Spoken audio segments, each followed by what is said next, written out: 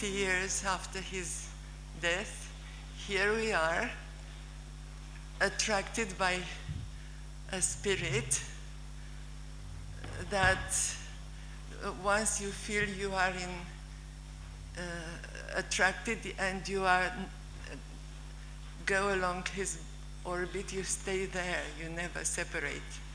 And it's interesting that every year or every conference, Louis attracts other people, the younger generation as well.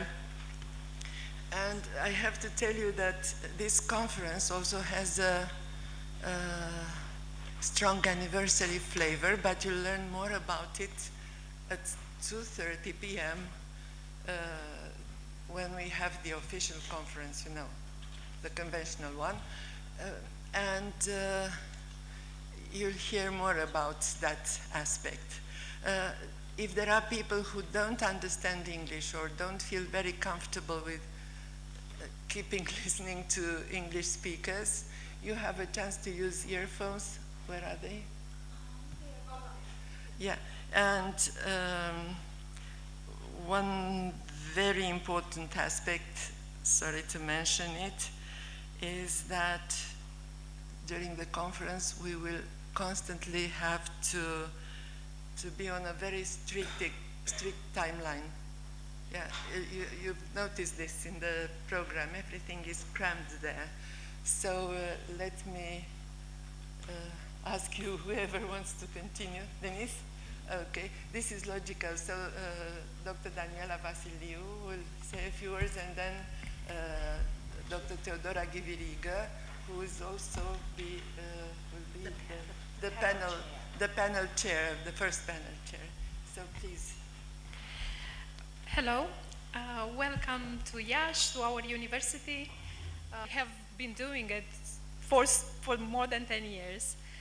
And I'm so excited, and I hope that for each one of us will be 3 days of re-enchanting, that our hearts and minds will be somehow enchanted with the beauty of the heritage that we are going to talk about. So I hope that you will enjoy it. If there is any problems, needs that you have, just feel free to come, and we will try to sort out everything and have a great time with these amazing professors and speakers that we are going to listen to. Thank you. It's really important to say that for some of the attendees, the title of the conference may be a mystery, but this mystery will be gradually revealed, unfolded by over 35 speakers coming from 12 countries. I think this is important to say. And now please, Dr. Ghivirigă, a few words informal words, of course. Good morning, everyone. I've learned a word in French which seems very apt for such re-meetings. The French people, when they meet again, say re-bonjour. So, good morning. I am happy to be here. I am honored to be here. And my colleagues and co-organizers have presented different sides of the conference, different sides of C.S. Lewis. I was thinking this morning that it is a wonderful and humbling position to be speaking here now. And I think that it is important to remember that the topic of the conference, or one way of looking at this conference and its topic, is C.S. Lewis as a professor, as a teacher. And I would like just to say here that I realize how much I have and I kept learning from him throughout my post-student life, because I met him when I was in my last year as a BA, and I suppose how much we all keep learning from him, both as students and as teachers. I think so. So welcome to our conference, and I hope we will have much to learn from Lewis and from each other, and we'll grow together. Right. Now, this being said, it is my pleasure. Is it Professor Michelson? The first. You're the first convener. Yeah? Okay. So it is my pleasure to introduce Professor Michelson, who is a distinguished professor of history emeritus at Huntington University, where he began teaching, and he has a PhD from Indiana University. I would like to say that his ties with Romania are very strong, and his long-lasting relation started in the 70s when he was a Fulbright fellow in Romania 3 times up until the very last year before the revolution and 1 year after. 1990 was the last one. And after that, he had returned to Romania time and time again. He has studied Romanian history and Romanian historiography, and on which he has published many papers, and a volume that was awarded several important prizes, one of which comes from the Romanian Academy. So his other major interest, as we have had the opportunity to learn, on which he has given lectures and on which he has published, is the work of Lewis and Tolkien. And he also contributed a substantial paper in the volume launched at the previous edition, for which we are grateful. In the paper, in the program that you already have in the conference documents, the paper is called simply The Dauntless Dawn, which is the short version of the title which we had to use given the constraints of the size of the program. However, the real title, I am ready to give it to you now, is Sometimes Stories May Say Best What's to Be Said, The Dauntless Dawn, or How Professor X, an enchanted academic, became a public intellectual, a steadying influence, and a British national hero by studying, teaching, publishing, and speaking during the darkest days of the World War II and the Nazi terror bombing. I have to say that the Guinness World Record for the longest book title is 3,700 words. So, I think Professor Michelson has a good start, but he has yet room to grow with this title in this direction. Anyway, his paper, as I understand it, will be a historical excursus of the life of a Don that will be not named, but will be easily recognizable, who lived through 2 horrible conflagrations, and from whom there are many lessons to learn, one of which, as the paper will point out, is the way to live well in troubled times. And aren't our times troubled enough? Let's hear Professor Michelson.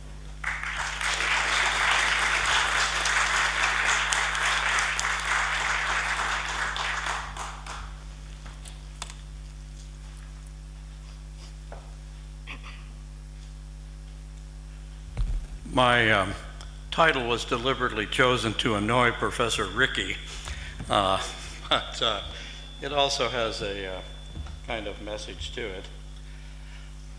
Okay, who likes a story? Great. That proves we're all enchanted academics, right?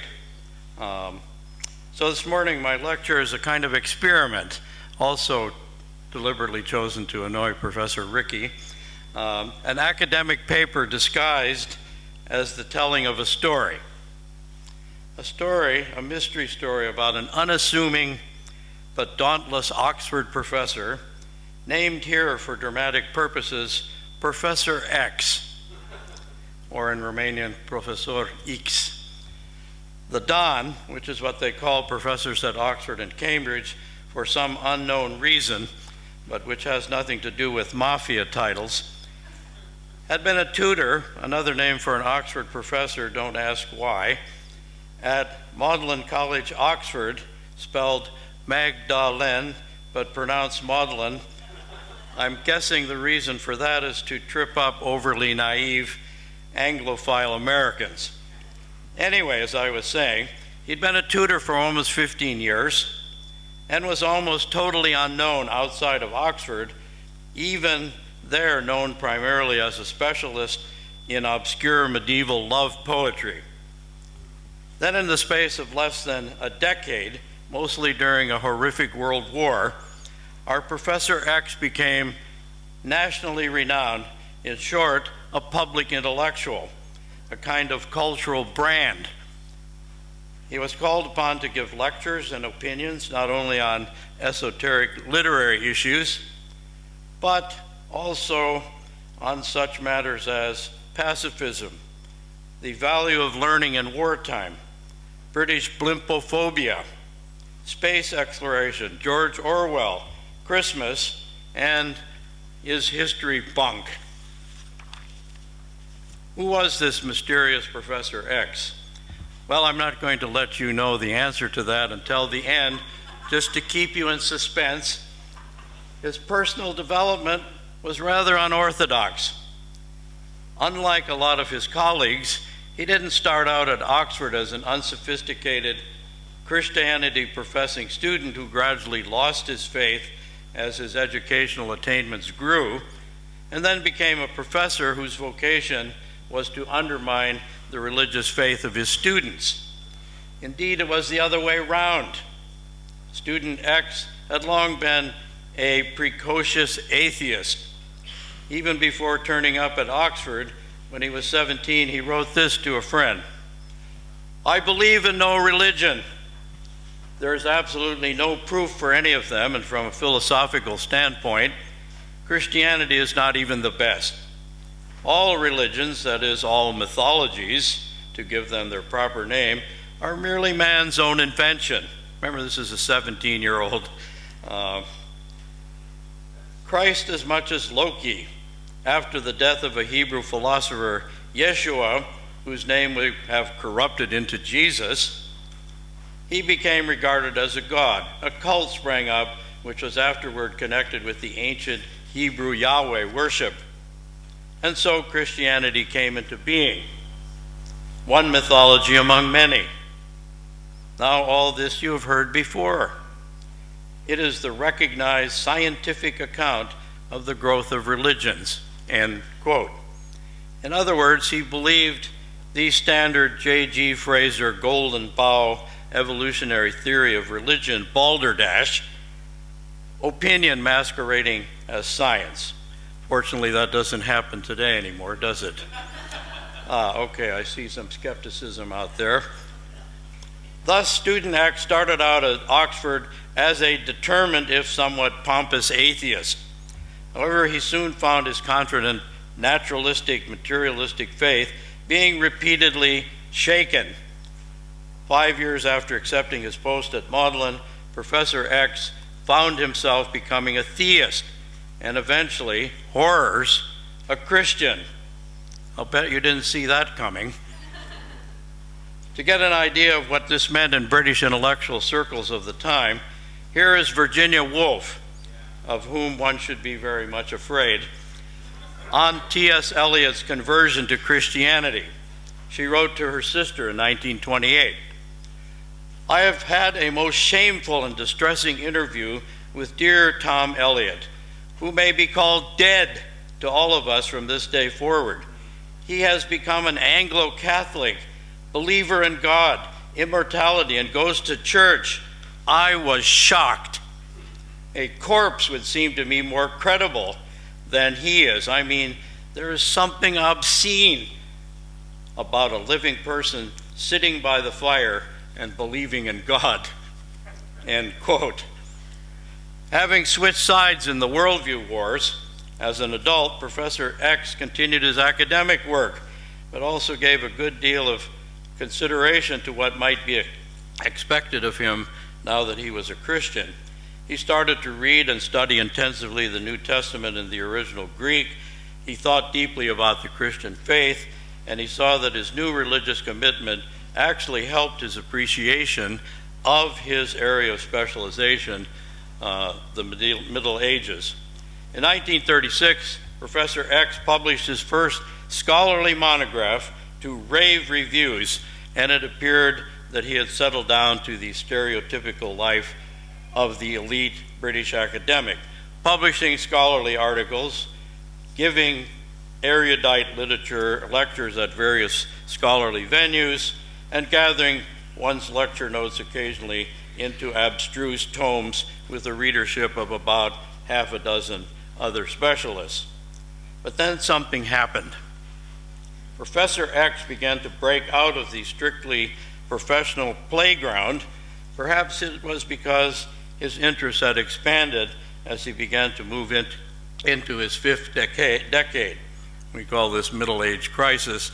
I don't know why middle, because how would you know what the middle was until you died? But anyway, perhaps it was because he had gone through a horrific world war in which he was wounded and was seriously now facing the advent of another war. Or perhaps it was the circle of writers he became associated with that challenged him to expand his horizons. I think the most likely reason, however, was that Professor X was becoming increasingly concerned with the plainly visible decline of the Western natural law objective morality tradition, which we'll be hearing more about during this conference. Moral and cultural decline, well, it seems to be with us all the time, doesn't it? But to Lewis, this meant articulating a critique of modern relativistic worldviews, which had taken flight with the Enlightenment, fueled by scientism and by what philosopher Alasdair MacIntyre has later described as emotivism.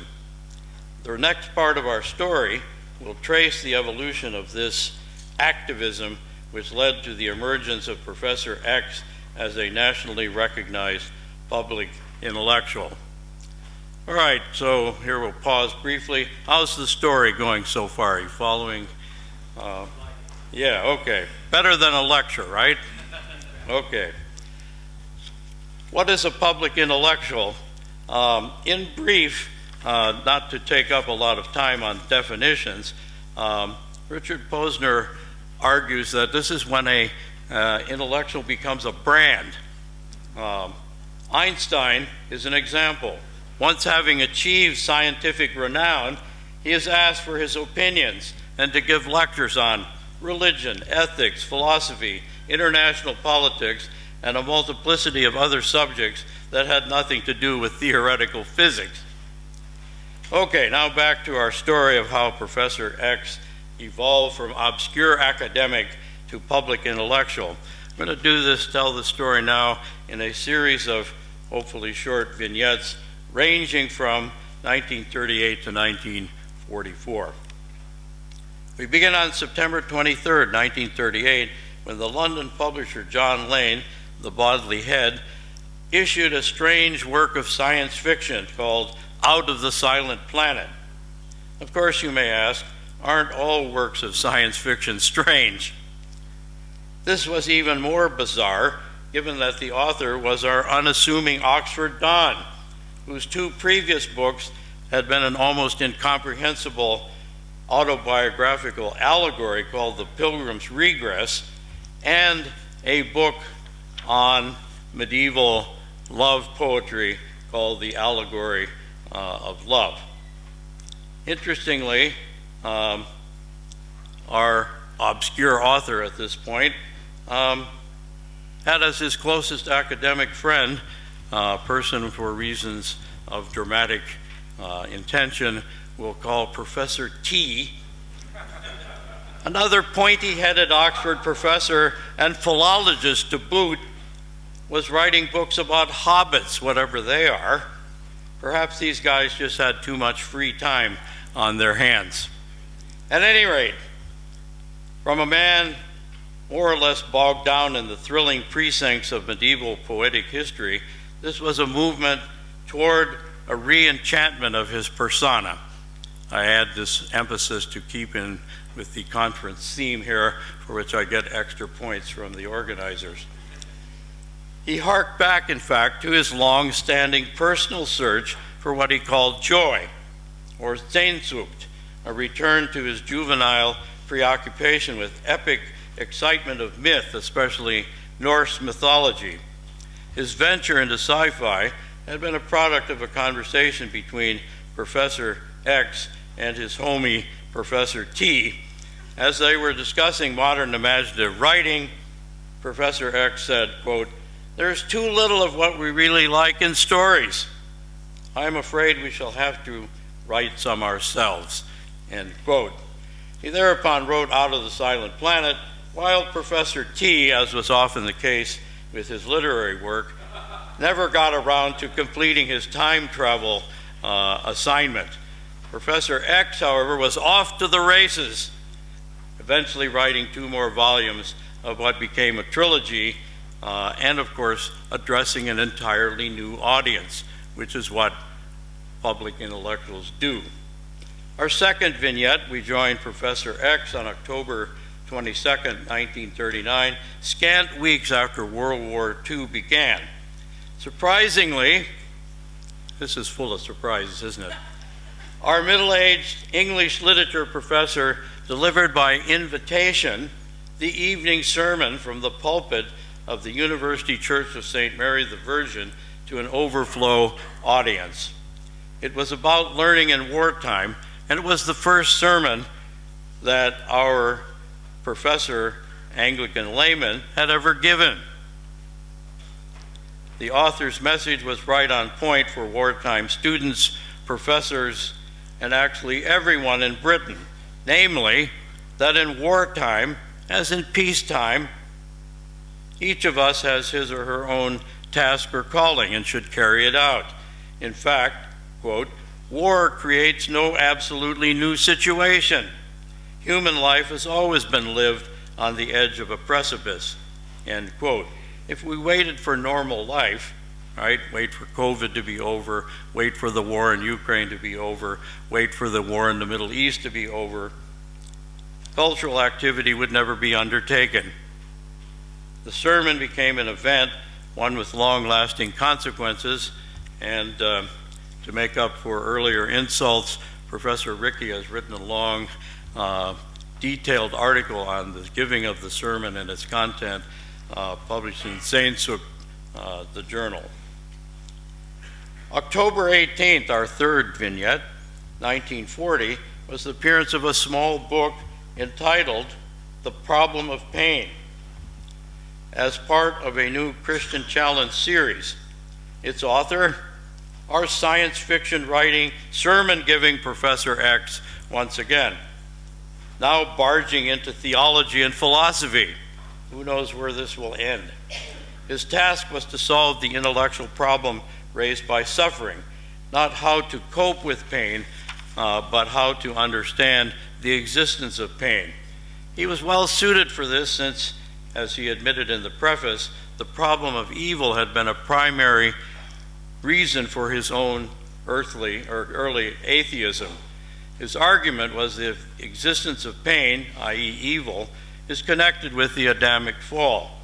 Evil was the unavoidable consequence of the creation of an independent being, namely us, who had been endowed with freedom. Human freedom has to include the possibility of making good choices as well as bad choices, which involves evil choices and human suffering, QED. Fourth vignette, 9th of April, 1941, during the Nazi Blitz, our Oxford Don began to give lectures in a new, distinctly unacademic audience, to a new, distinctly unacademic audience. The men and women of the British Royal Air Force at various camps and training posts throughout the UK. What could he have to say to listeners, most of whom were not interested in academics or theology, and who were primarily concerned with hoping that they could hold off the Luftwaffe and keep their own lives at the same time? One listener noted, however, quote, "The memory of many who heard him was that he had shown to them a sterling and direct purpose, something that many of them had never faced before." Fifth vignette, 1941 still, the appearance of a definitely peculiar correspondence in the Guardian Church Weekly entitled The Screwtape Letters. purporting to be from an elderly senior devil named Screwtape, to a newbie apprentice devil called Wormwood. Quote, the idea would be to give all the psychology of temptation from the other point of view. Though our workaholic Oxford Don denied authorship, I had no intention of explaining how the correspondence which I now offer to the public fell into my hands. It was plain that he had scored yet another unusual success with another new audience. 6. On June 8, 1941, our intrepid Professor X ascended once more into the pulpit of St. Mary's, Oxford, and delivered a sermon entitled The Weight of Glory. Word of mouth concerning his first sermon was by all accounts positive, since he was greeted by another standing room only audience. Many claim that this was his finest single public address, and I commend it to your attention. 7th, 2 months later, August 1941, found our evidently indefatigable speaker talking to the microphone of the BBC to a national and actually international audience, because it was transmitted overseas to British troops. This began a 5-week series. It was a lecture entitled Common Decency. The religion director of the BBC, Dr. James Welsh, was astonished how well Professor X took to the live radio format. Though he had no previous radio experience, his timing and radio voice were perfect. Though, despite the wartime censorship requirements, which meant he had to write out his script ahead of time, get it approved, and not deviate from the script when he was reading it, the real person came through to his radio listeners. The lectures went so well, as a matter of fact, that Professor X was invited to give 4 more series, all of which were published between 1942 and 1944, eventually revised and published in 1952 as Mere Christianity. It brought what would be a lifelong burden to Professor X.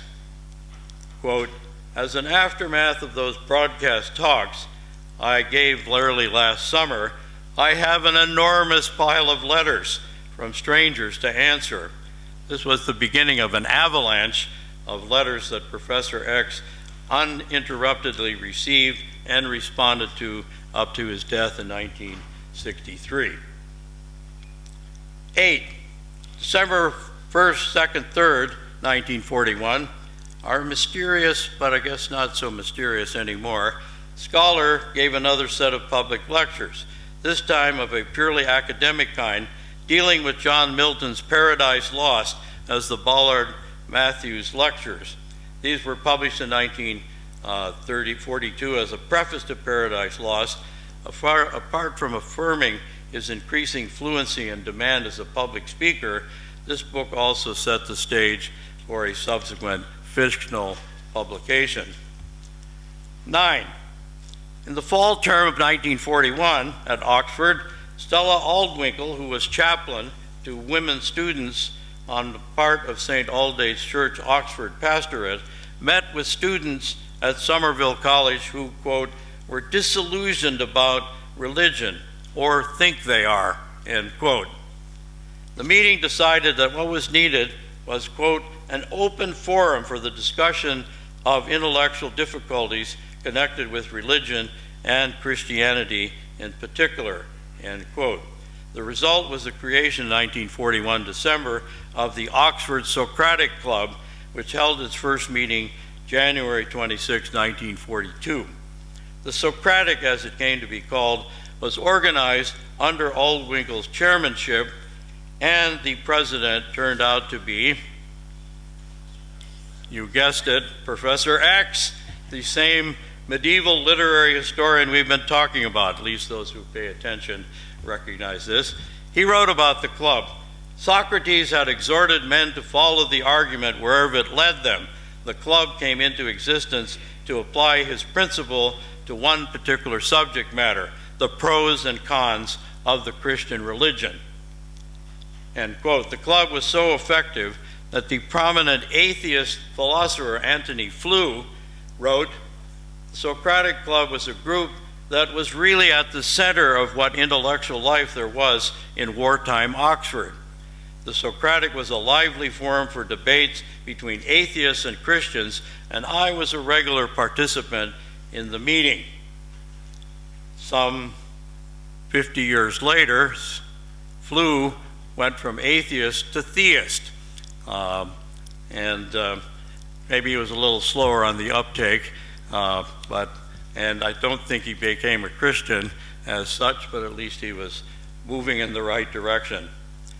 10, also in 1942, our by now favorite Oxford professor, X, delivered 2 more series of BBC talks, gave the British Academy's annual Shakespeare lecture on Hamlet, the Prince or the Poem, and appeared on the BBC Brains Trust program along with C.E.M. Joad and Julian Huxley. This is again a gathering of pointy-headed public intellectuals to show how smart they are to the BBC audience. These, I think, might be said to constitute Professor X's first manifestation as a public intellectual. 11, moving to 1943, we find our academic BFF. Professor X journeyed to Oxford to give the Riddell Memorial, to give the Riddell Memorial Lectures at King's College of the University of Durham. The purpose of the Riddell Lectures, which had been established in 1928, was to explore the relationship between religion and contemporary thought. The book version of these lectures was published as The Abolition of Man. This lecture and this book were Professor X's first explicit ventures as a public intellectual, and he later wrote, "The Abolition of Man is almost my favorite among my books, although in general has almost been totally ignored by the public." Not so anymore, I think. Professor X was compelled to write the book by 2 factors: responses to his first series of BBC lectures, which a lot of people wrote in questions, and secondly, the fact that a number of speakers at the Oxford Socratic openly questioned the existence of an objective moral law. It may be said that his critique of moral relativism remains as pertinent for 2023 as it did in 1943, and if we were in the habit of celebrating anniversaries, which we're not, we'll notice that there's one there. 12, on April 18th, 1943, Professor X responded to questions on Christianity before the Electronic and Musical Industries Christian Fellowship at EMI's head office in Middlesex. It was one more confirmation that he had become indeed a public intellectual. Sample question and reply. Questioner: supposing a factory worker asks you, "How can I find God?" How would you reply? Lewis: X. I don't see how the problem would be different for a factory worker than for anyone else. 13, as we continue to stalk our subject, we find that in April 1943, John Lane, the Bodley Head, published his second sci-fi book called Perelandra, a novel. It was a deliberate reworking of the temptation and fall of mankind, inspired by his book on Paradise Lost, only this time set on Venus, where the temptation is successfully resisted.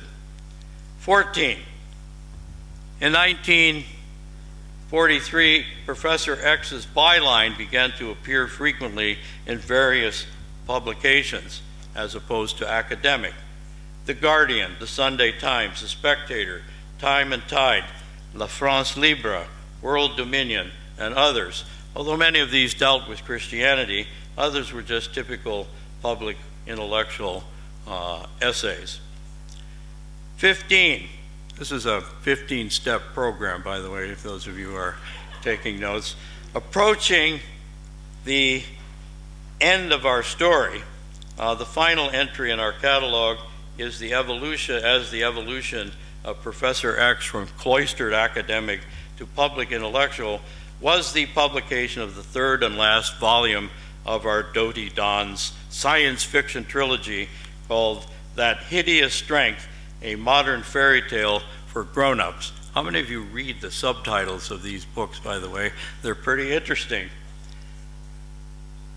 Appearing in August of 1945, this was an explicit fictional account of the argument presented in his Durham lectures. Quoting Lewis, "That hideous strength is a tall story about devilry, though behind it it has a serious point which I tried to make in my book, The Abolition of Man." Kind of interesting, right? Read Perelandra, you should read A Preface to Paradise Lost. Read That Hideous Strength, you should read The Abolition of Man, and so on. In a later letter, Professor X summarized the plot of his book, for those of you who don't want to read all 400 pages. Conflict of grace against nature, nature against anti-nature, modern industrialism, scientism, and totalitarian politics, end quote. Thus, the evolution of our dauntless Don, from mild-mannered Professor X to unlikely preacher gracing the wartime pulpit of the University Church, from civilian lecture speaking to the Royal Air Force during the saturation blitz bombing of Britain, to acceptance of a call to address war-torn Great Britain nationally on the BBC, from popular science fiction author to clever satires of the devil. No longer limited to purely an academic audience, he now was apparently a fearless professor willing to participate, and there aren't too many fearless professors, I might add, participate in a no-holds-barred exchange of ideas between Christian and non-Christian, wherever this might lead, as well as a scholar deeply concerned about the prevailing moral and ethical climate. And now, the moment we've all been waiting for, the big reveal. Who was this jack of all trades? Get it? Ha ha ha. Little joke there. All right. Pretty subtle. All right. By now, I suspect that quite a few of you, and those of you who didn't, probably are in the wrong place. Oh, no, wait. You could learn a lot anyway, so please stay. You have developed suspicions about our mystery man, so this won't come as much of a surprise. Professor X was none other than our friend and kindred spirit, notice how I work this in, known as Clive Staples Lewis, known as C.S. Lewis, who had just turned into his early 40s.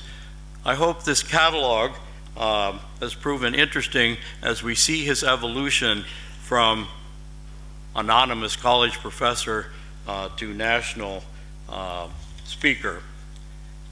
I did this in a fashion which I hope will be memorable to you and interesting, and mulțumesc pentru atenție. Thank you for your attention.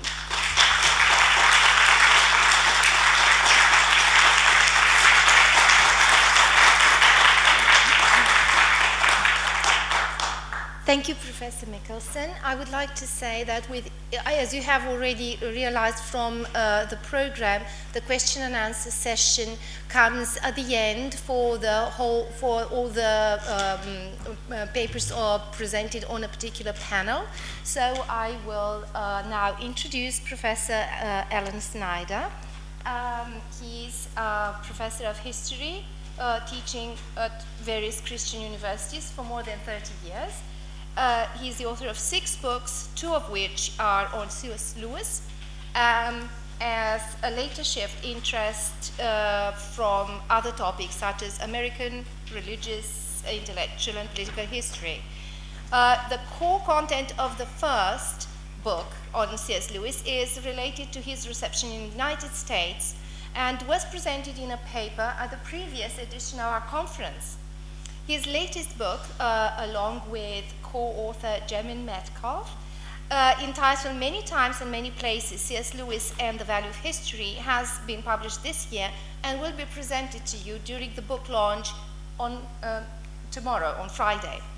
He also contributed a paper to an issue of the Lingua Culture Journal, the center that is a partner of this conference, where he discussed maybe the most disturbing of Lewis's books for the academia, That Hideous Strength. Professor Michelson mentioned it already.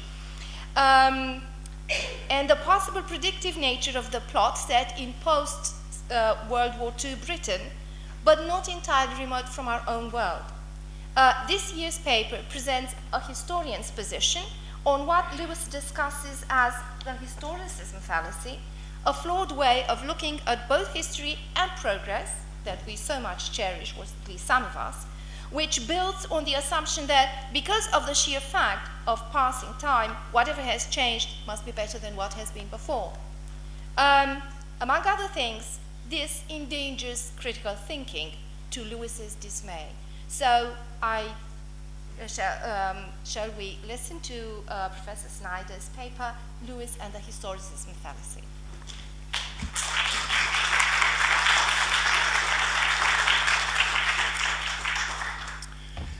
I've accomplished my first task. I did not stumble walking over here. Okay, at a certain age, you worry about those kinds of things. Okay. Looking for my picture to show up here. Okay, I'm going to give you pictures. And I've given away the person already. And, it's just, some of us just go ahead and do that. Okay. Lewis and the Historicism Fallacy. And many people say, what in the world does that mean? Well, here's a quote from Lewis. He says, "I do not dispute that history is a story written by the finger of God, but have we the text?" Okay. And I'm told when I go like this, things change. Oh, good. All right. If I'd known that I had total control over things, I would have had a lot more funny things happening on this, but that's okay. We'll just go with it. Let me go ahead and just tell you about that new book that has come out. This is selfless, this is, what's the word I'm looking, shameless self-promotion, thank you. Many times in many places, C.S. Lewis and the Value of History, and yes, my co-author Jamin Metcalf is in the front row over here also. He was a former student of mine. So we came along and we worked on this together. It just published in September 2023. And the title actually comes from that sermon, that essay that Professor Michelson talked about, Learning in Wartime. Historians, people who are involved in history, have been in many times and many places, okay? And so they see the value of history. So end of promotion. And moving on to something that I call the cult of historicism. Now, using the word cult is kind of tricky, but a lot of things are cults, but I think what happens here is that it actually turns into that. A cult is when you get into something and you just believe it because you believe it. Okay? And this book is very interesting. I don't know if anybody's ever had a chance to read Herbert Schlossberg's Idols for Destruction, but I do recommend the book. It's been out for quite some time now.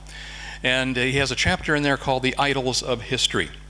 And in that chapter, he says things like this: "The idolatries of history exalt an age, whether it's past, present, or future, or a process, or an institution, or a class, or a trend, and make it normative."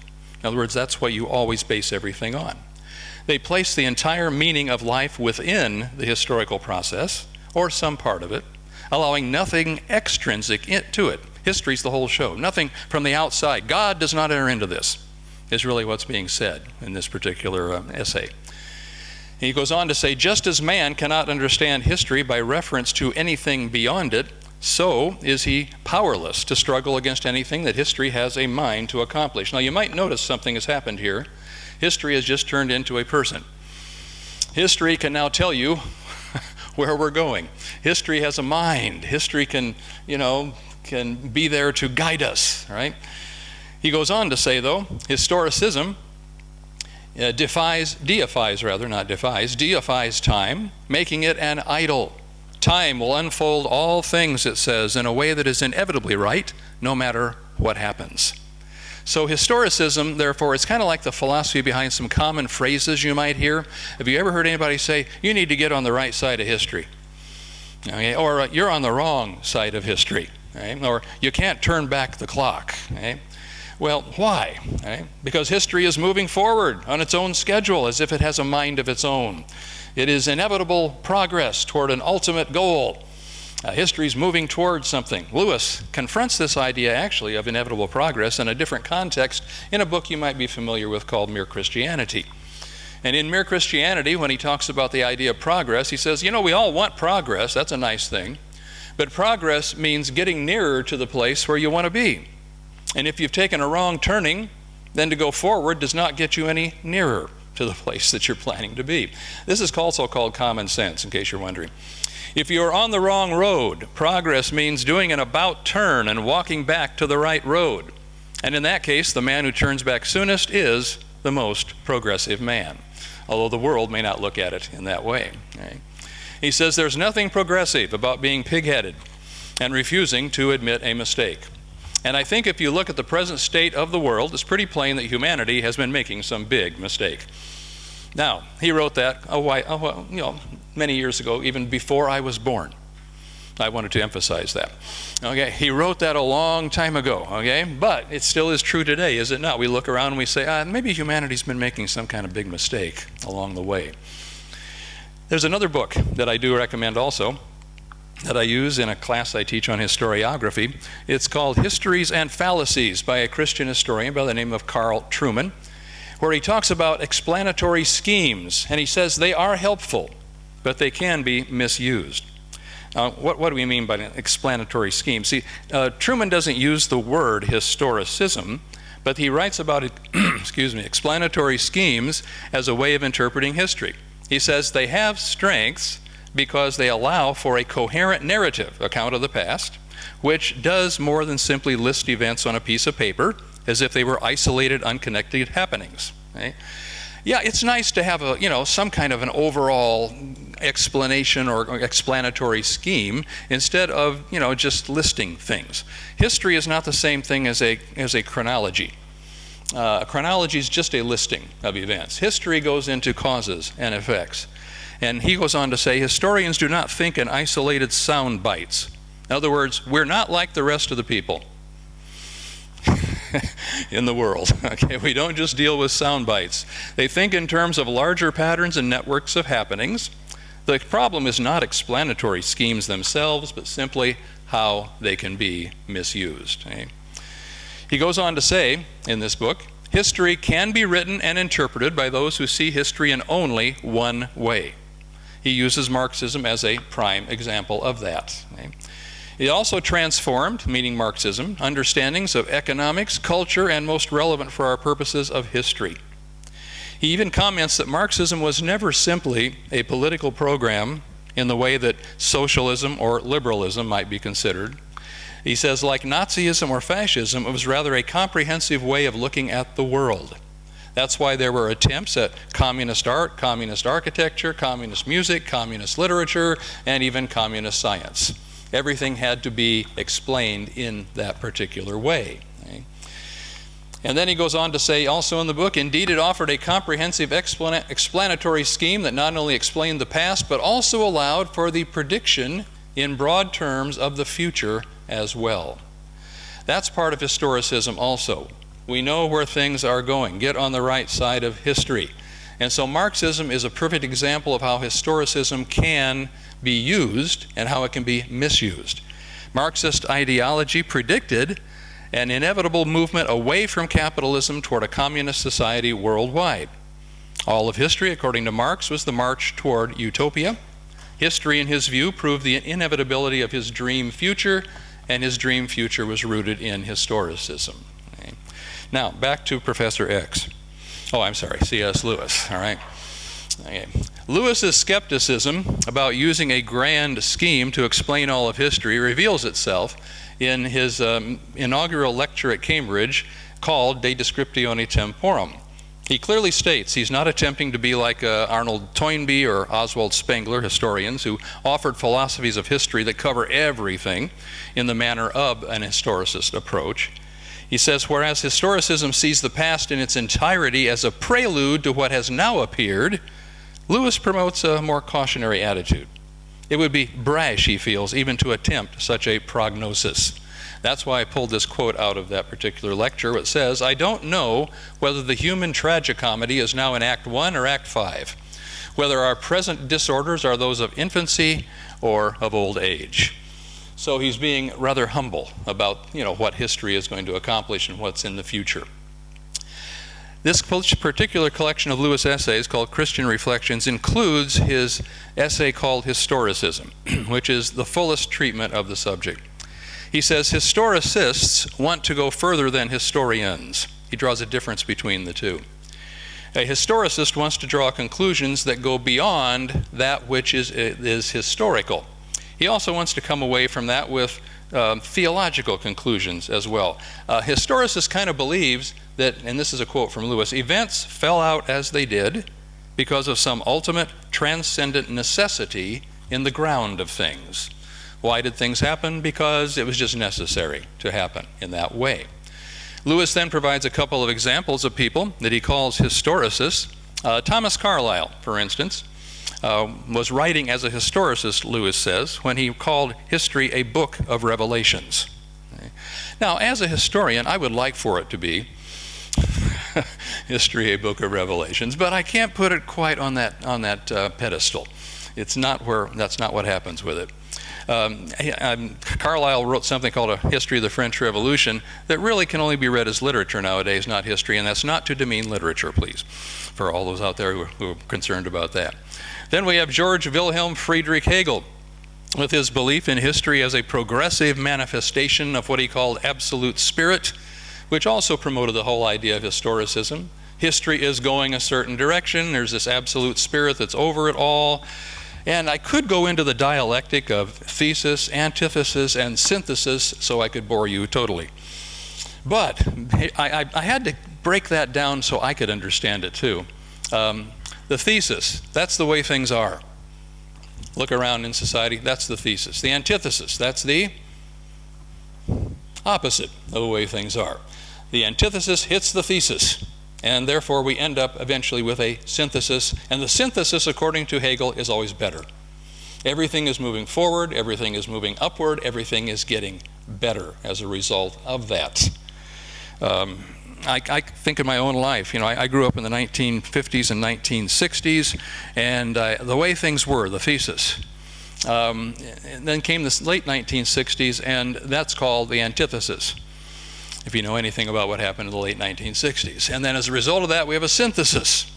So beforehand, when you're in the thesis, you have people like me as professors who would have nice crew-cut haircuts, and they would always wear a tie and a suit, and they would go to class like that. Along came the antithesis, or the counterculture, and now the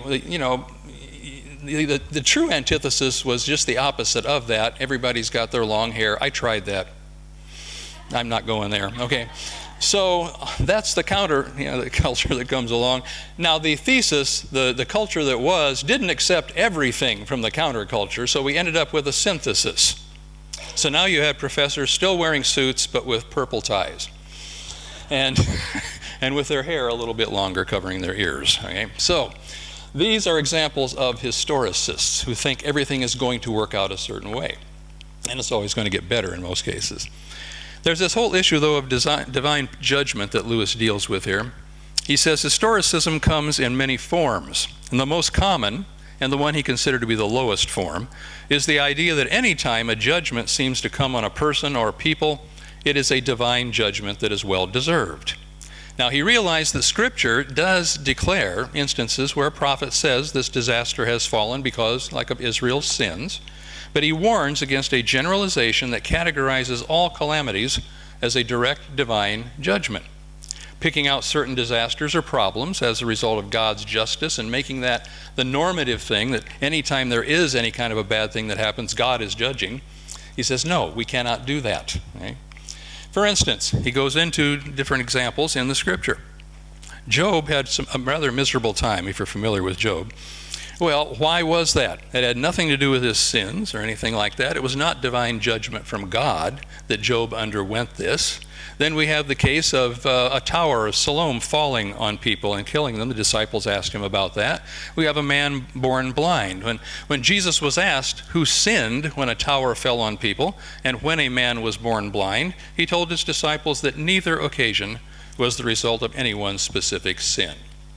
So to just look at a bad thing that happens to someone and say that's somehow historicism, that's God's judgment, Lewis says it really isn't. And of course he makes the prime example here also. In Isaiah 53 we have the suffering servant that we obviously know of as Jesus, but all the suffering that Jesus went through was not a result of divine judgment. This was something he gave us as a way for redemption instead. So Lewis concludes, if this sort of historicism survives, that everything is a divine judgment, he says, it survives in spite of real Christianity. That's not really how the Bible portrays it. Okay. He goes on to say, some who in general deserve to be called true historians are betrayed into writing as if nothing failed or succeeded that did not somehow deserve to do so. We must guard against the emotional overtones of a phrase like the judgment of history. If by one miracle the total content of time were spread out before me, that certainly would be a miracle. Most historians might like that, but it's not going to happen. And if by another I were able to hold all that infinity of events in my mind, think of all the different choices that have been made throughout all of history. And if by a third God were pleased to comment on it, so that I can understand it, then to be sure I could do what the historicist says he is doing. Okay, those are some rather strict conditions to be able to be a historicist. Okay. He goes on to say, I could read the meaning, discern the pattern, yes, and if the sky fell, we should all catch larks. Okay, catch the humor there, try me. I do not dispute that history is a story written by the finger of God, but have we the text? Modern historians lack divine revelation, I can say that for sure, regarding historical events that occurred after the New Testament. The Scripture does not provide explicit information about God's direct intervention or the underlying significance of those events. Claiming absolute knowledge of their meaning would be asserting omniscience, which is an impossibility for humanity. Therefore, historians should approach their work with a word that most people don't like. It's called humility. Okay. Historicism has certain problems. First of all, finding the finger of God in history. Now, we're all tempted to do it, and and I'm not saying God hasn't intervened in history. My goodness, I do believe he has. But as a historian, I have to be really careful. I can't just tell my students, this was when God intervened in history. Okay. It might have been, but do I have a scripture? Așa, wow, cam incomod. Moving right along. Okay. It is possible that God might have ensured also that the historicist has exactly what he needs on his quest for his inner meaning. Like that's last. What about the survival of important historical documents? How do we know everything out there is what we needed? Maybe there were some other things instead. Kiss in the mix. Yay, dog.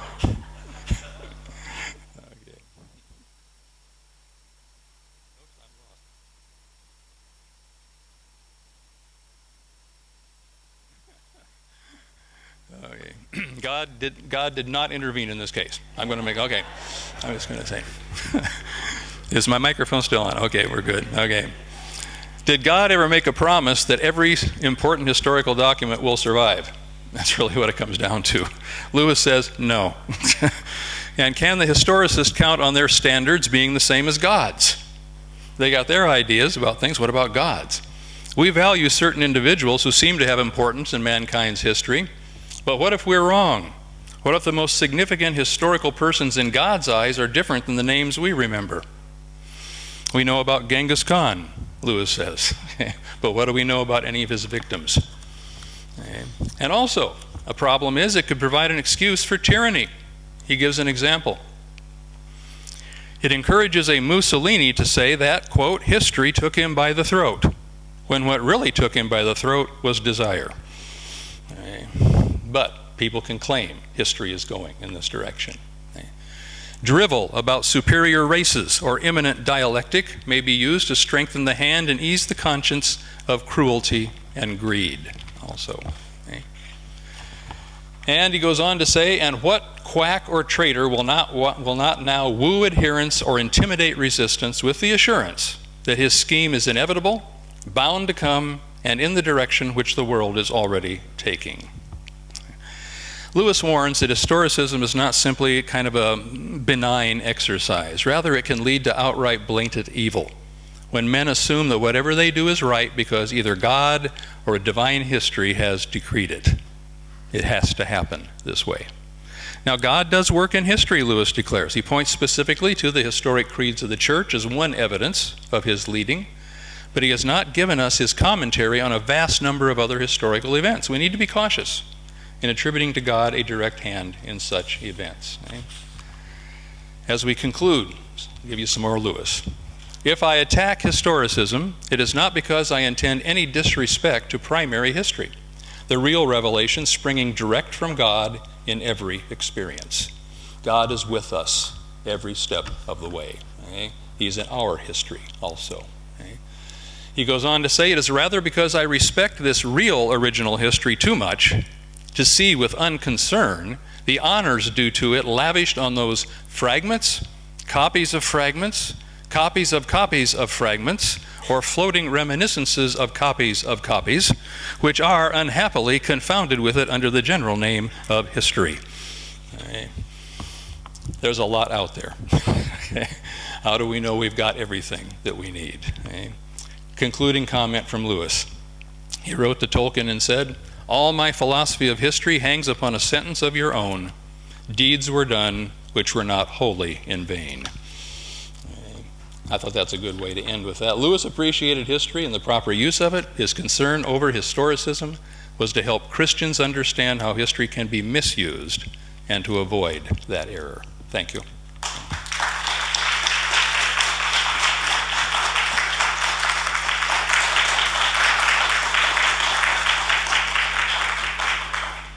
Thank you, Professor Snyder, for bringing us through Lewis a lesson in humility and trust in our awareness of our limited capacities and limited knowledge.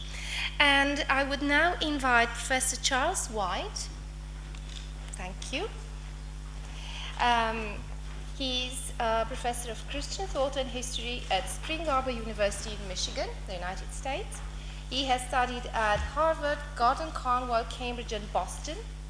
Beside other aspects, topics and activities that have his interest, he's passionate about Bible translation. And he has worked on 25 of the 27 New Testament books in 7 different languages. This interest in language and the way it is used to communicate spiritual truths is also reflected in today's presentation, Nothing Without Parables, C.S. Lewis and the Use of Metaphors in Mere Christianity, which can explain, at least in part, the book's huge and enduring success and the way it has touched the lives of millions of people since 41, when the radio lectures were given, and since 52, when they appeared in volume format. Please, Professor White. Thank you. One of the things they teach you in PhD school is that the mind cannot absorb more than the seat can endure. And we've all been sitting here, so what I'd like us to do is, when I ask you to everybody stand up and to stretch and move around a little bit, and then arrange yourselves, please, in groups of 3, because I have a group exercise for you. And I have a competition that I want you to engage in teams of 3. So would you please rise and do that? And while you're doing that, I need the little clicker to for the okay. I need the clicker to. Do you have it? Thank you.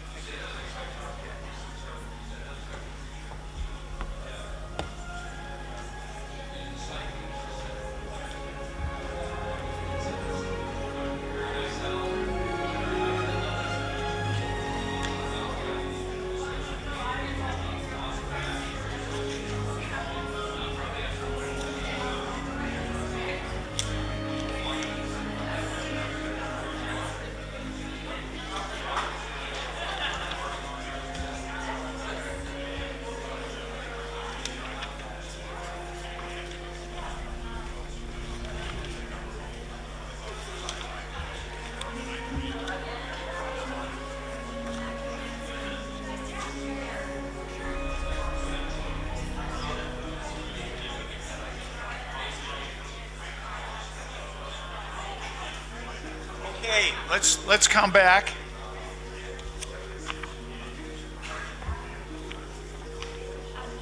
Let's please come back.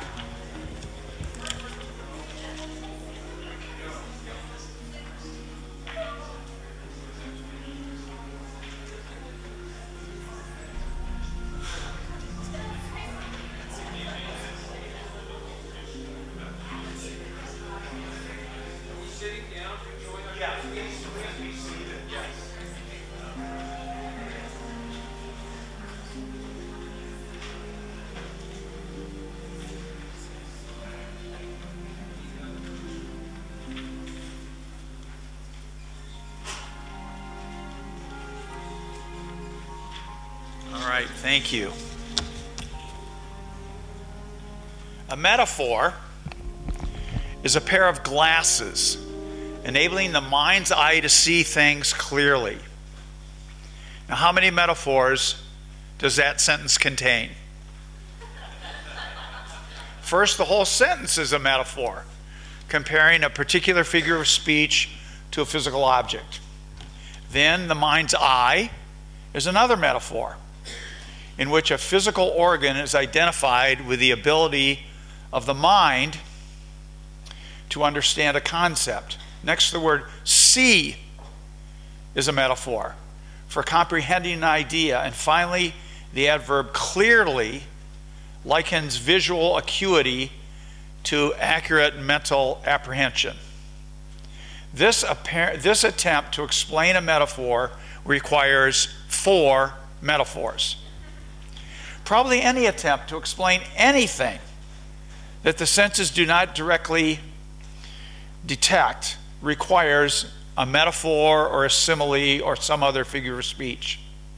The job of C.S. Lewis in the book Mere Christianity is to explain the abstract beliefs of the Christian faith to people who have never gone to church.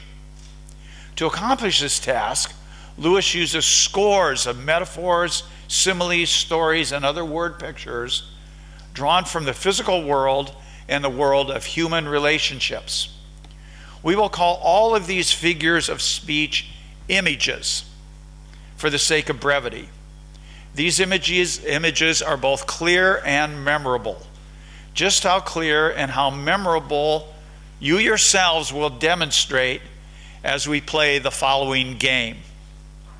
I will read you a passage, and there will be a passage on the screen from Mere Christianity containing an image. Then you all, in your teams of 3, will determine what the image means. And the first team that reports the correct answer will get 1 point. When one team gets 3 points, they will quiz out and thus give other teams a chance. For a prize, the winning team will receive a fine round of applause from the rest of us. Okay? So you have now gotten yourselves into teams, and when I say 3, I mean between 2 and 4. So teams of, and so then I'm going to give you these images, and I want you to. You don't even have to raise your hands. You just have to shout it out. And the first group that I hear shouting it out that does it correctly, and I will be the judge of what is correct, of course. And any protest can be filed later. All right. So here's number 1. A cube is 6 squares while remaining 1 cube. What is Lewis explaining there? Good. Who said that first, do you think? I think this group in the front said.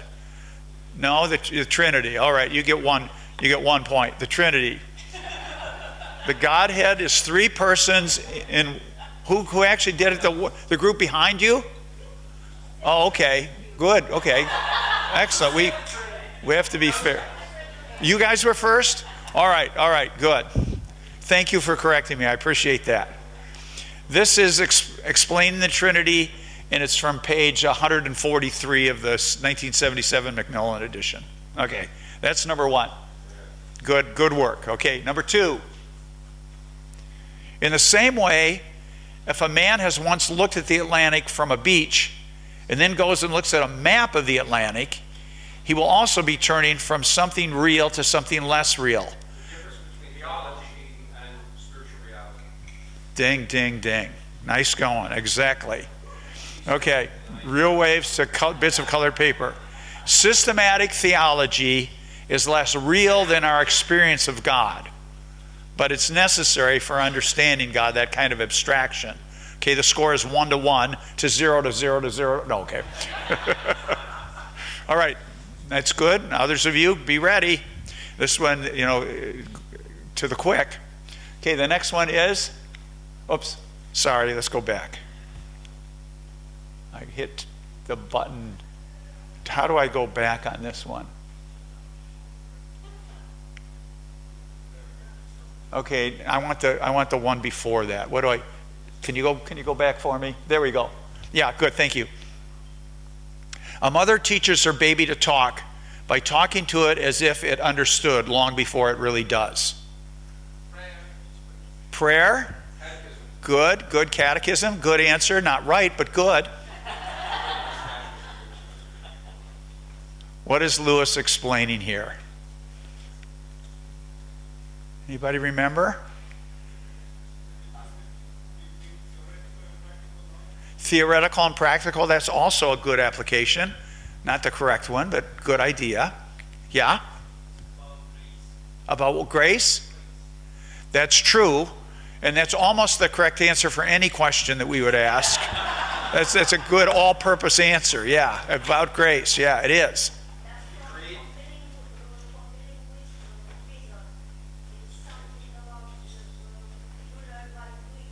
Yes, exactly.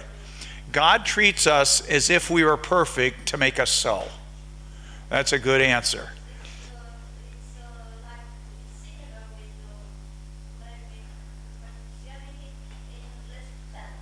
Okay, and it's explaining how the higher raises the lower, and it's from page 186. Good, excellent.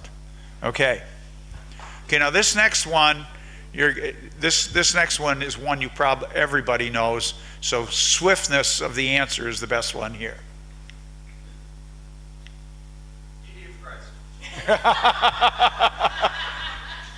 Who said the trilemma? Okay, who is first? Okay, nice going.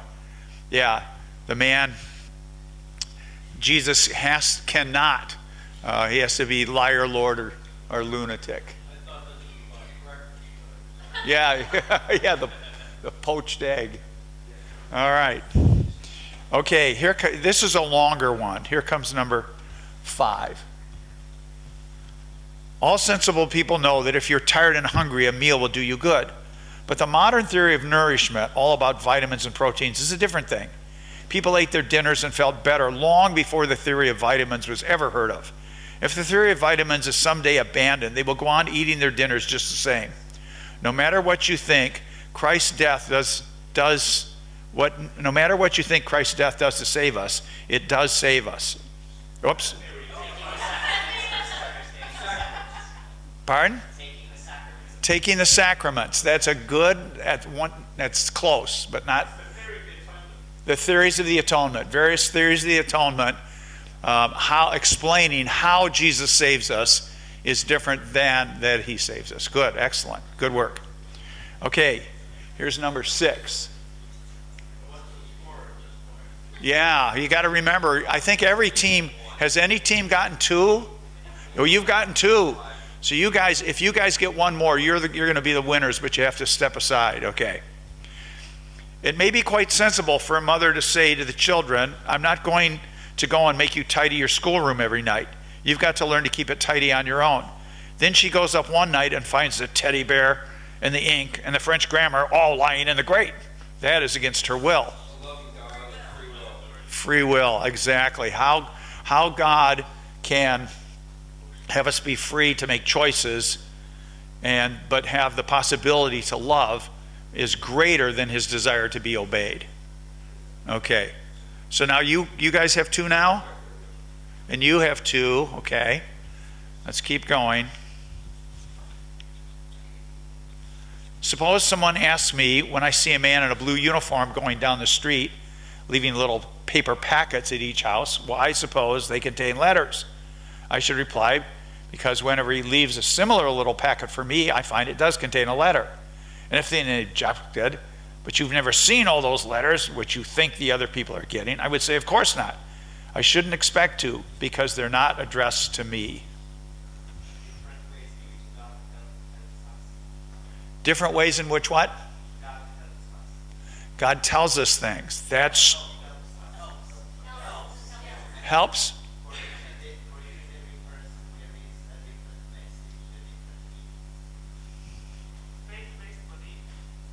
Okay, I think I'm going to give it to that first one. I think I'm going to. That's your idea is right, even if you didn't say it in my words, and so I appreciate that. Thank you. I think he's saying, since I have a conscience, I expect everyone else has one too. That's what you meant, right? If you had been me, that's the way you would have said it. Good answer. Okay.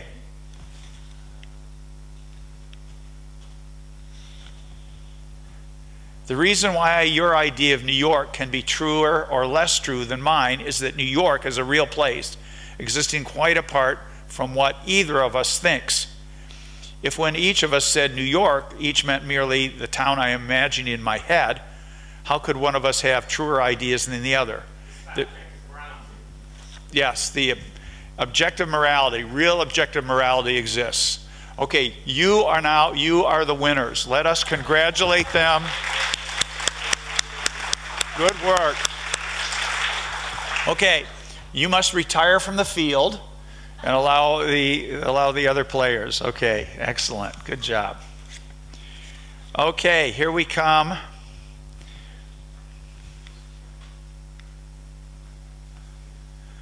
A man does not call a line crooked unless he has some idea of a straight line.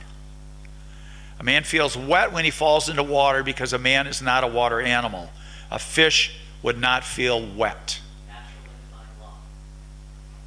Natural and divine law. Okay, you want to explain that a little bit more? Yeah, I get that our sense that the world is broken is because we have an understanding that it should be a certain way. And that's the natural law that we all. Exactly. One who says the universe is unjust and thus cannot have been created by a good God is assuming that the source of justice exists. Yeah. There's a book written by a man named Frank Turek called Crimes, and it's how all atheist arguments steal from God. And you have to assume that there is a God who has a real morality to be able to say that the universe is unjust. Good. Okay, excellent. Now does your group have one or two? Okay, you now have three. Okay, 2.5. Okay, well, good. All right. Let's go for 10. It's more like a hall out of which doors open to several rooms. Do you need more than that? Mere Christianity. Yeah, it's the hallway. That's one of the first ones. Okay, good. How about 11? This is a long one. Let me explain. When I was a child, I often had a toothache.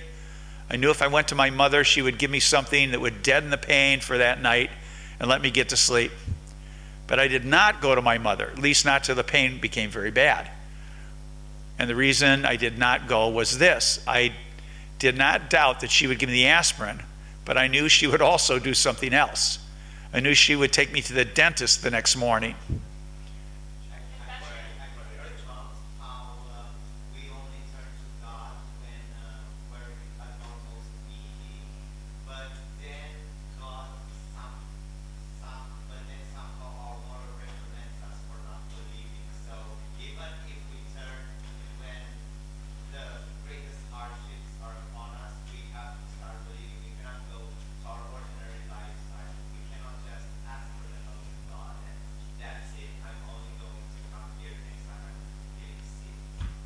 That's right. God wants us to be perfect.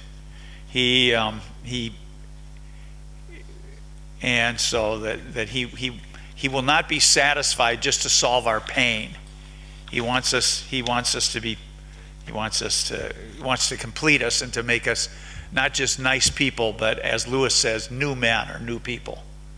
Okay, good. How about this one? You can get the idea plain if you think of us as a fleet of ships sailing in formation. Morality. What? 3 parts of morality. Excellent. That's really good. Good job. Yeah, the internal morality, the way we treat other people, and then what the whole point of the Christian life is, or the whole point of life. See, you did it way before I even put all the quotation up. Good job. Okay. And this is the beginning, or after, the hallway is in the preface, but this is the beginning. Everyone has heard people quarreling. The law of right and wrong, yeah, right and wrong is a clue to meaning in the universe. What's he proving by it? We all believe in morality. We all have a shared morality. Okay, excellent. So, congratulations. Okay. Now, the point of this exercise is to remind us of how well Lewis uses images. Think about, when was the last time you read Mere Christianity? How many have read Mere Christianity in 2023? Read it in the last several months. Okay, 2 of us, 3, several of us have. But I imagine, though, many of us have not read it for at least several years. But we could easily recall the abstract truths his concrete word pictures were meant to reveal. Thus, the first part of my task is accomplished. Thank you, you've done it for me. I have caused you to remember that Lewis used metaphors, similes, stories, and other tropes effectively to communicate Christian truths. Now comes the second part. Second part of my task is, so what? Well, the so what is, go and do thou likewise. But let's talk about that a little bit more. Most of us are teachers. We are paid to communicate for God. I think we should follow Lewis's example and use concrete images and stories to communicate the often abstract and arcane truths of Christianity. Now, imparting God's truth in bite-sized, easily digestible spoonfuls is no easy task. Aristotle thought learning to do it was impossible. In section 23 of his Poetics, he says, it is a great matter. I don't know how to do an ancient Greek accent, but Aristotle probably talked like this. It is a great matter to observe properly. Anyhow, in these several modes of expression, also as in compound words, strange or rare words, and so forth. But the greatest thing by far is to have a command of metaphor, says Aristotle. The greatest thing by far is to have a command for metaphor. This alone cannot be imparted by another. It is a mark of genius for to have good metaphors implies an eye for resemblances. Did you hear what he said? Making good metaphors is a mark of genius and cannot be imparted by another. You either have it or you don't.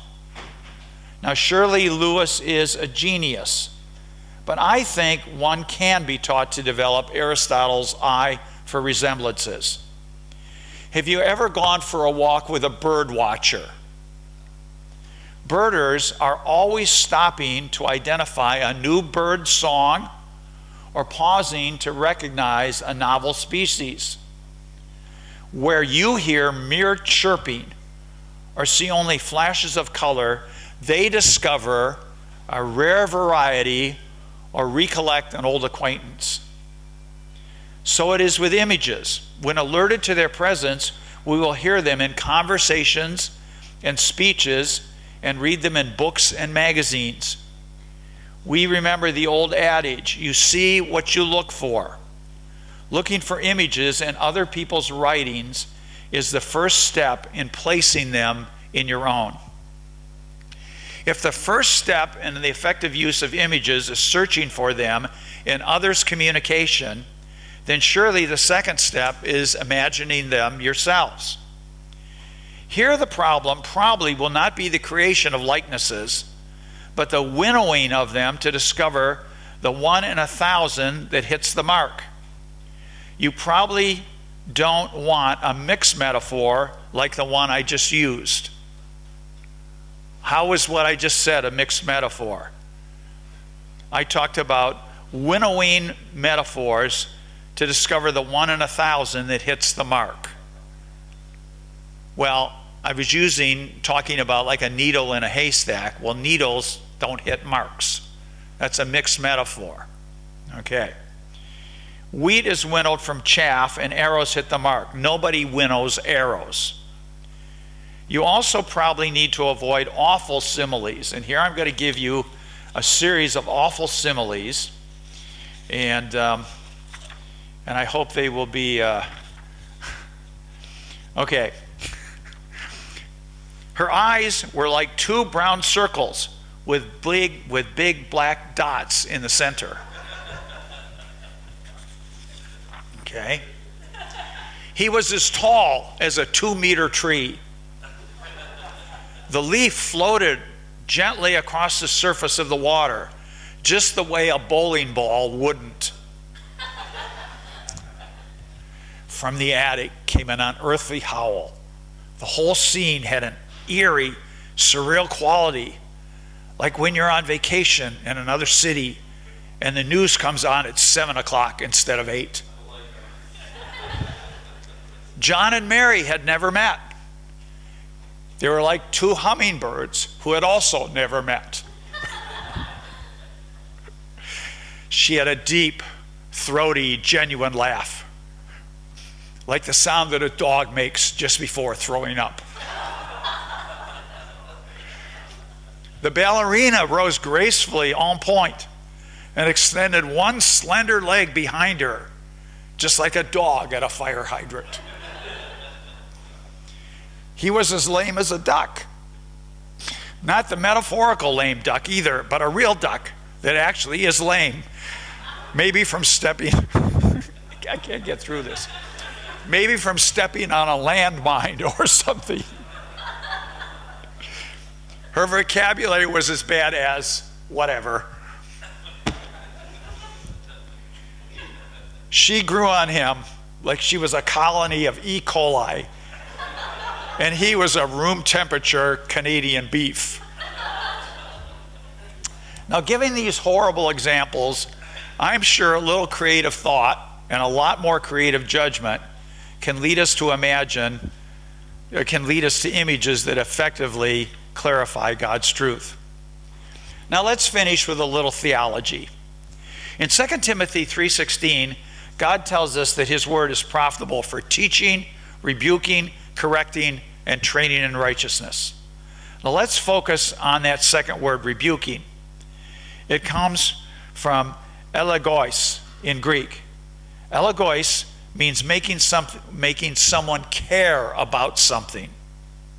A rebuke does not give us any new information, but it challenges us to pay attention to what we already know and to move what is in our heads down to what possesses our hearts.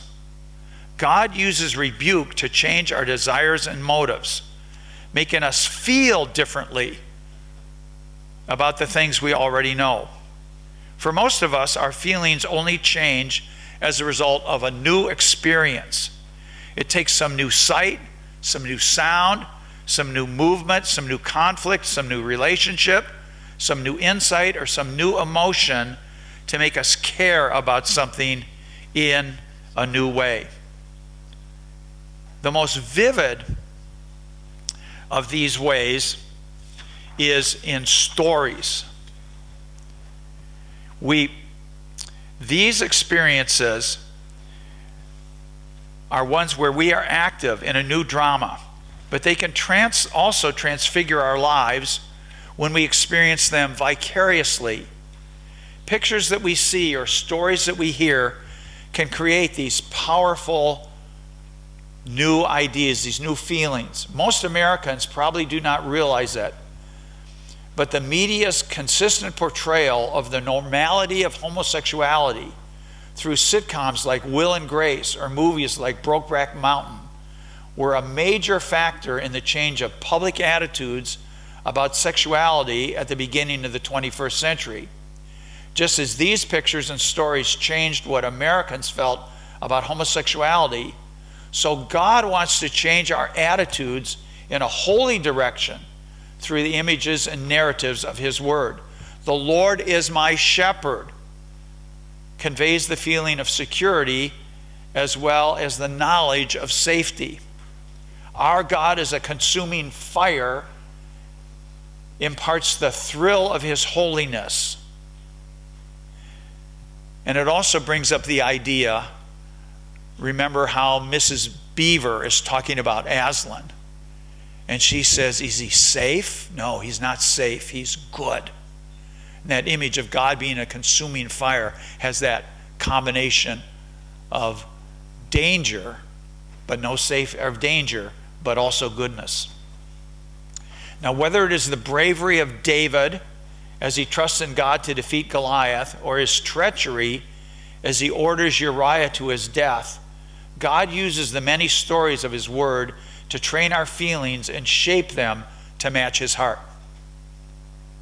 You know, on second thought, Aristotle may have been right when he said only a genius could make a good metaphor. If by genius we mean 10% inspiration and 90% perspiration. Takes just a little inspiration to think up various images, and then it takes a lot of perspiration to do the hard work of searching for the needle to prick. Let me go back to this one, okay? It takes just a little inspiration to think up various images, and then it takes a lot of perspiration to do the hard work of searching for the needle to prick the mind in the haystack of soporific straw. How'd you like that metaphor? Thank you very much.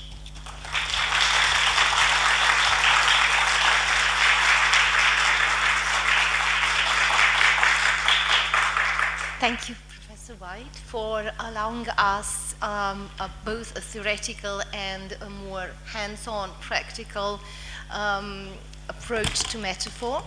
And I will invite now questions from the audience. Whoever is willing to ask a question, please raise your hand and you will get the microphone that will be carried around the room. We have a question here. I want to take a picture. I don't get to speak at lecture halls like this very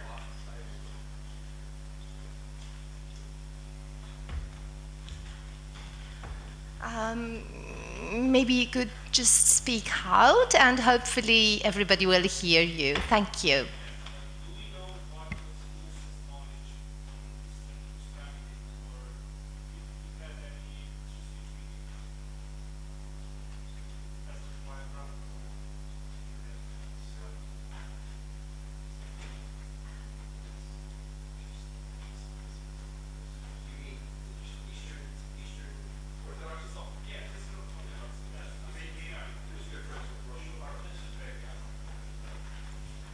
I think he was a member, or at least attended the Fellowship of St. Sergius and forget the other part of this, in Oxford. One of my favorite quotations from Lewis's correspondence, he went to an Orthodox service and he said, it's interesting, some people were walking around praying, others were lying prone on the floor also praying, others were sitting and listening to the music.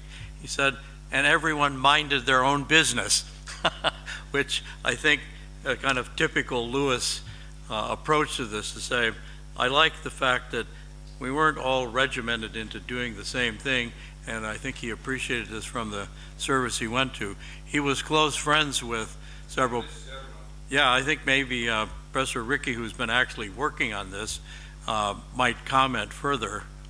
Well, Nicholas Zedanov came from Russia, went to Paris, made an Nicholas Zernov, yeah. And the Society of St. Sergius, we can't remember the other. And, yeah, and so Lewis, and then he published, one of his sermons is published in the, is this on? One of his sermons is published, one of Lewis's sermons, I forget the name of it, is published in the journal that they published. So I don't have that detail just sticking in my head. So yeah, he appreciated Orthodox theology and Orthodox spirituality quite a bit, I think. And then, you know, Callistos Ware, of course, in Oxford, who was the head of the English Orthodox Church, was Lewis's student and talks about him quite a bit.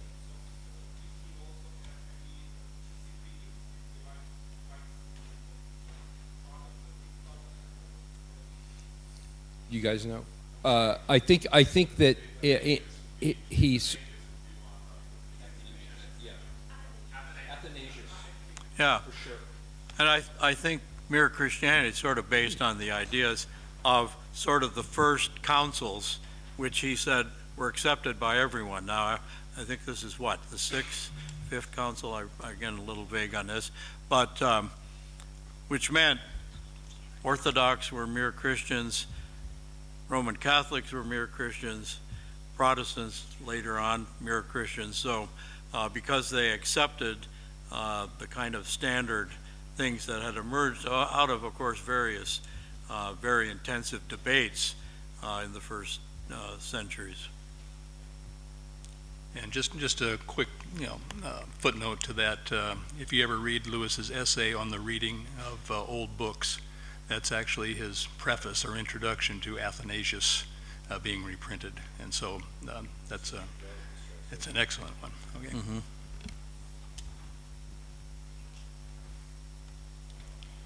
Thank you. If there are any other questions, there are two here.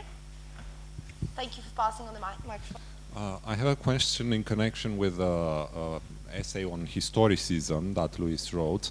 I wonder whether we find cases sometimes in which persons make a prediction about where history is going and it turns to be right. And I have in mind a specific case, Pastor Richard Wurmbrand, who was in 1966 in front of the committee of the US Senate and was very convinced that communism was an ideology that was bound to fall, and communism as a regime would dissolve. And of course he contributed to some extent to fulfilling his prediction, but he had a strong sense of being on the right side of history and criticizing that.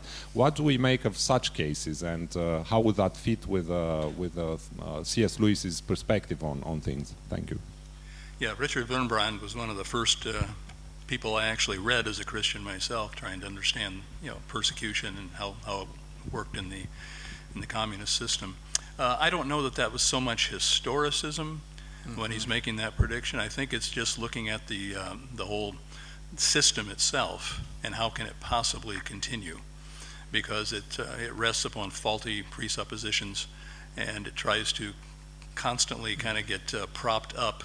I had a professor friend who came over to my university to be a professor where I was at the time. He was from Yugoslavia, and he was economics professor. And he was asked by the Yugoslavian government to kind of audit the books. And he always wondered how they managed to stay afloat. And he discovered by auditing the books it was from loans from Western countries.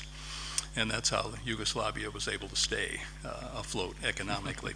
So the system itself was the problem, and I think probably that's what Wurmbrand was probably pointing to also. I mean, the same point could be made with the abolition of man. I'm sure that Lewis felt if people listened to reason, which of course is a open, maybe even more of a problem today than back then, they could change. So I don't think he meant this was inevitable. I just think he felt in the end truth might overcome falsehood. But I think Lewis, I like the emphasis, very modest. He's saying, I think this is what might happen or ought to happen. But again, we don't know, and this is the whole point of historicism, we don't know what's happening tomorrow or the day after tomorrow, which depends on tomorrow. The philosopher Karl Popper made this very clear in his analysis of historicism, is basically predicting the future is impossible because it's based on other future things that we can't possibly know. And then there's a good word to cover most of this, teleological approaches to history, which Marxism was, which Hegel and others advocated a teleology. There is an end to this. Now, is teleology wrong? Well, again, I think Lewis would say possibly not, but how do we know? Because we don't even see God's finger writing. We do know a lot of things which are said in the Old Testament because Jesus commented on them in the New Testament. So we've got that to go on, but going beyond that to our own imaginings, we've got to be very, very, very cautious.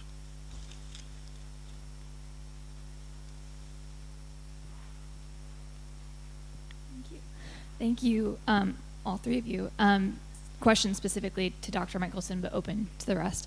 I feel that more and more C.S. Lewis is becoming relegated to Christian circles in academia, so either in divinity schools or Christian universities. I go to Duke, and as a PhD student in the English department, no one has really heard of Lewis in the English department. Mm-hmm.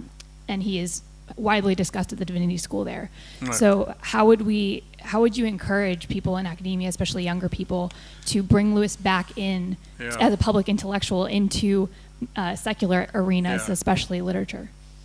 Okay, I'll respond to that in two ways. One is the negative.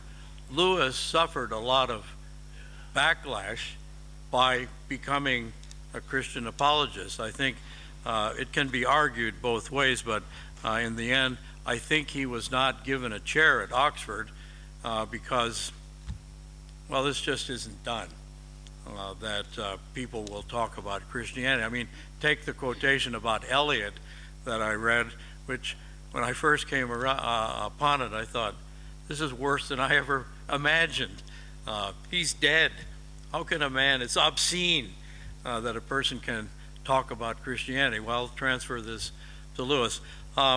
And that may be this way in some environments, university environments today. It remains to be seen. A phrase which, incidentally, I don't think we should use because it remains to be seen doesn't say anything. How do we do this? Well, look at Lewis. I think he spent 15 years establishing his credentials as a scholar. And so maybe there's the answer to your question. Spend 15 years. Okay. I think you can do this a little sooner because, again, we have other examples that we can draw on. But speak from your own professional experience. And secondly, back to Professor Snyder, be humble about it. I think historians, well, let's face it, history is a discipline which includes everything else and is probably the core discipline. Every discipline claims this, as a matter of fact. So, do your work, do your homework. This is where the idea of integration of faith and learning, which is stressed in a lot of American Christian colleges, comes in. Is we're, as professors, really on a dual track. One is to be knowledgeable about theology, because if you're going to integrate faith, this means your rational discussion of faith, not your emotional reaction to faith with your learning. So you've got to have a kind of double credibility, which again Lewis did. He started reading the New Testament in Greek. He read, obviously, back to your question, a lot of things written in the first, say, 6 centuries. Now again, we're a little bit handicapped because most of us don't know a dozen languages like Lewis did. But the idea that you're asking this question is a positive, right? A lot of people don't ask this question or ignore the fact that we have a responsibility to go forth and tell what we know.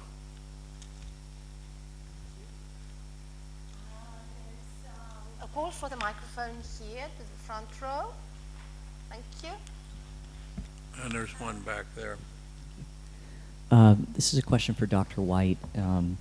Do you see any connection between the way that Lewis used metaphor in Mere Christianity and images in Mere Christianity and his thoughts about the imagination in general? Did that come up in your research at all? Do you see like an intimate connection there? Yeah.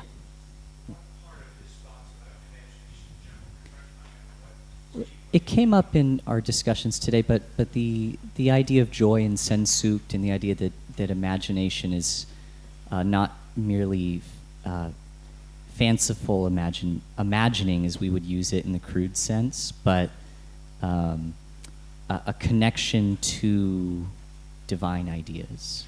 Yeah, well, I think Lewis, I mean, when he talks about Narnia started from the image, just the picture that he had.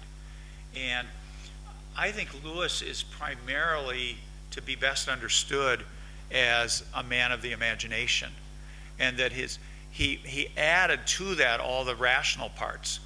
But remember his Pilgrim's Regress is an apology for romanticism. I think it's part of the subtitle. And so I think Lewis, when he's talking in images, that's his natural language. And his second language is the language of abstraction. What do you think about that? Does that make sense to you? Integrated Yeah. the other parts. And significantly, Lewis was a failed poet. Let's be honest about this. He wanted to become a great poet. So did Tolkien. He realized in the 1920s, he wrote to, I think, Barfield saying, we're never going to be famous as poets. But this poetic approach helps his other, including literary works, works of history and so on, to be very successful. And in the end, he thought probably poetry is the highest form of being able to communicate reality. Completely opposite of what we might say today, right? Reality, poetry, come on. And I did have one follow-up question with that is, do you think that there is a limit to imaginative language when discussing ideas such as theology? Is there a time when you have to go to the abstract language and leave the metaphor behind, or is the metaphor something you can use all the way? I think because Scripture uses metaphor, I don't think you can explain anything without metaphors. Because when you try to understand, what does it mean to understand something? Understand itself is a metaphor. And it seems to me that that's built into the human way of thinking. And that, like for instance, when we all know what light is, but when you talk, if you talk to scientists, sometimes you explain light as a wave, and sometimes you explain light as a particle. We all know what waves are. We all know what particles are. But how a wave is a particle, none of us understands. But we think we understand it when we talk about it that way. Things become dead metaphors when they no longer convey new ideas to us. So I think just the way we think is built on images, and abstraction is wonderful. But I think all human thinking depends on images. Do you agree with that, or what do you think? No, I would agree, yeah. And I think Lewis was very careful to say our ideas about God should never be confused with the actual God. Thank you for the question and the answer. And there is another question there, and maybe we can take one more question, because then there is a coffee break and some refreshments. Professor Snyder, I was struck by the way in which you described almost the way that history in certain hands has taken on a kind of almost personhood, and our Sot's divine personhood, almost, in which we are almost according to the interpretation of some, required or duty-bound to follow. And it strikes me that this is almost a replacement for another real divine person, and it seems somewhat in competition with that divine person. I wonder if you might comment. I hope that made some vague sense. And I hope my answer does too. Okay. Well, as I noted toward the beginning of the talk, the book that I recommended about idols for destruction, and it has a whole chapter called Idols of History. Yeah, we can make an idol out of history too, and the whole idea is to replace God. History will tell us what to do. History will tell us where it's going. It's kind of backwards though, isn't it? We're talking about the future and we're talking about history, but at the same time, history is going to lead us, in a certain direction. I mean, it's fanciful. It's not imaginative. It's fanciful. Getting back to our book, we'd have a chapter. We have a chapter on the historical imagination, which I give a lot of credit to Jamin for. He really came up with that because he's got more of a literary talent than I do, as you can tell by the questions he just asked over here. But what we need to do, Lewis says, is as historians, we need to have an imagination in a sense as we look at history, put ourselves back into that time period. It's wrong for us in the 21st century to try to understand people earlier ages by looking at it from our perspective. We need to imaginatively go back and see how they saw things, what they experienced. But that's certainly not the same thing as making an idol out of history or divinizing. It's understanding, proper understanding. And so there's a good book out there about this. So feel free to get one sometime. All right. Incidentally, he'll autograph it, and Jamin the same if you buy one. So. I think there was a question way back there. Or are we done?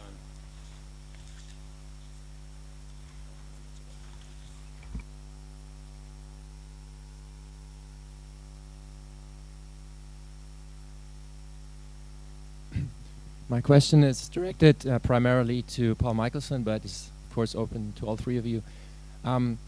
How would you see nowadays the need for Christian public intellectuals, and how would you see that the way that such people can come about, especially the interplay between, as it were, divine guidance and personal efforts?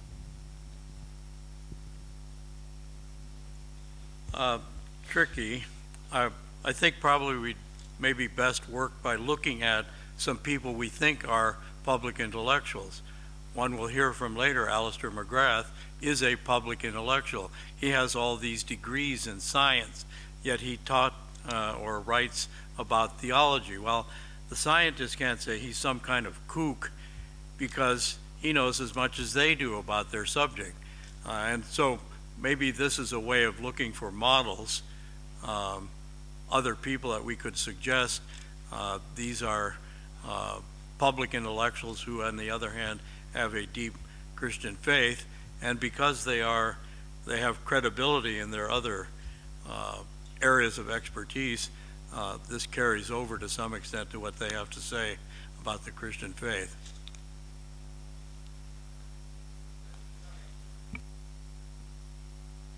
Just a quick follow-up.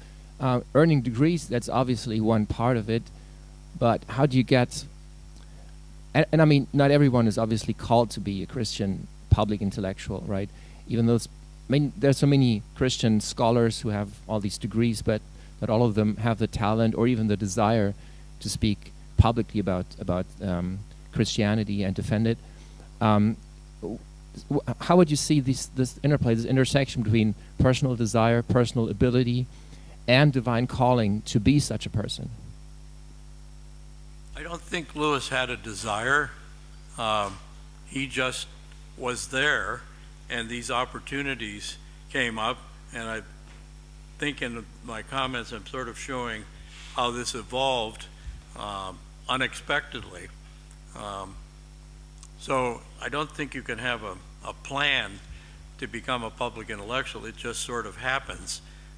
But again, you prepare. and maybe that's a response to the other question over here.